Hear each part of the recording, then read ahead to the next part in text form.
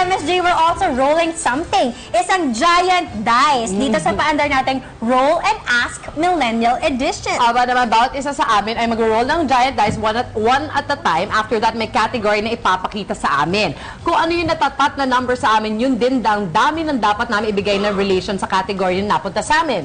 Okay. Nag-gets nyo ba yan? Subukan natin to, Mars. Okay. Mauna ka na, Miguel. Ako na po. Sige. Bigat. Bigat? Bigat. Oh my God. Kala ko na Four examples.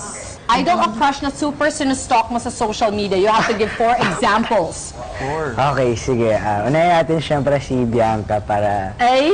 Para wala kasi. Tuwid ka pag di mo siya sinali. Okay.